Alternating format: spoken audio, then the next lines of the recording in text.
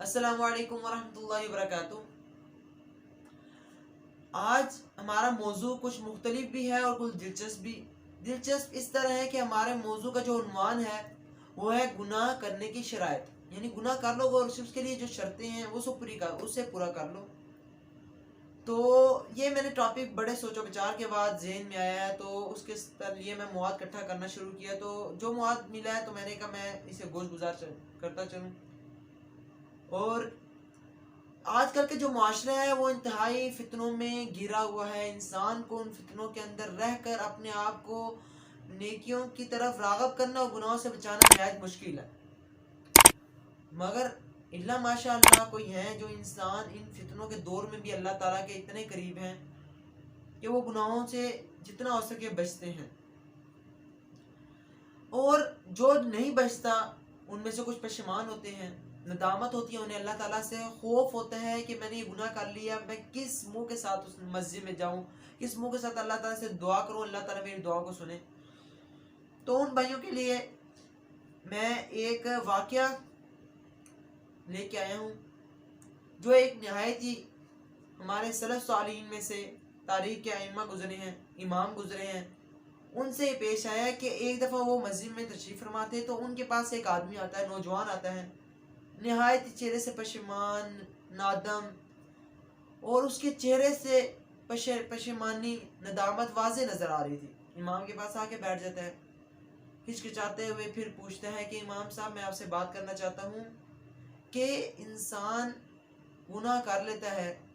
خاص کر جب میں گناہ بھی کرتا ہوں اور کبھی کبھار میں جان بوجھ کے گناہ کر لیتا ہوں، مجھے پتا ہوتا ہے یہ گناہ ہے، پھر بھی میرے سے سرزد ہو جاتا ہے، پھر پشیمانی بھی ہوتی ہے، تو مجھے کوئی ایسا فعل بتایا جائے کہ میں ان گناہوں سے دور رہوں اور گناہ کرنے سے باز آ جاؤں۔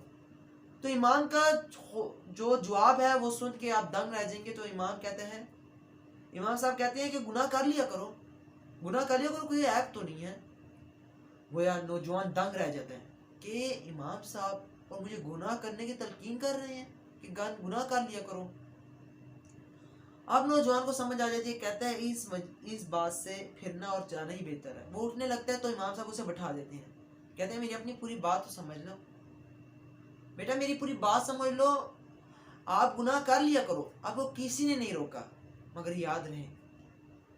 اگر آپ جب گناہ کر لو ان 4 شرطوں کے اوپر اگر آپ کارآمد ہو سکتے ہو،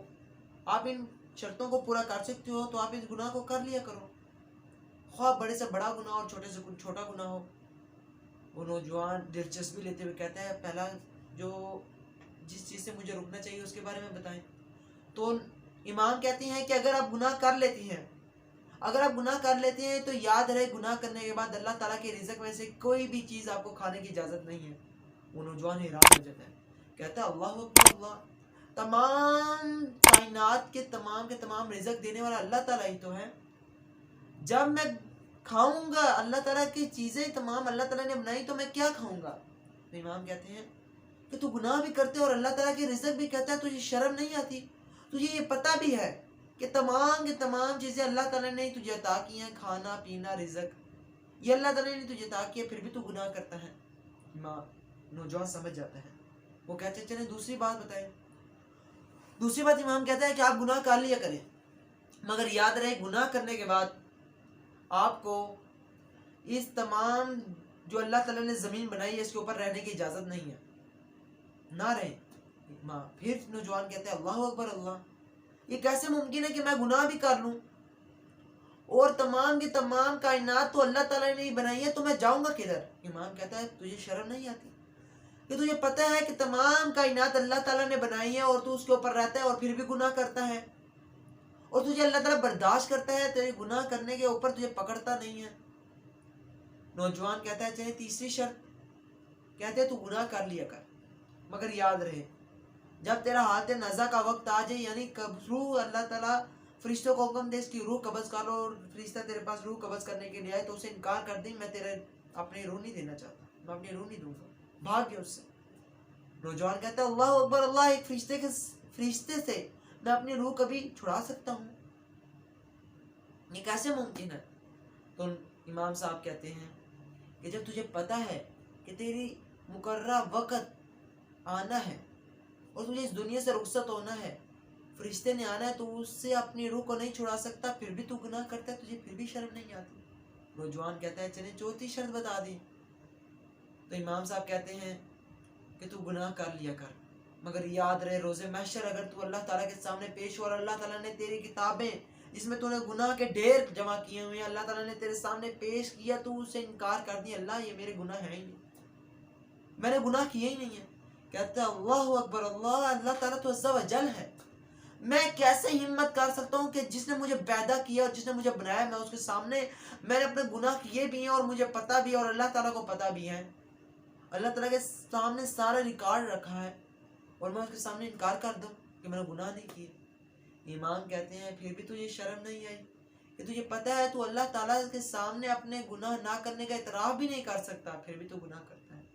اس نوجوان کی ذہن اچانک ہی پھر جاتا ہے اور اسے سمجھ آ جاتی ہے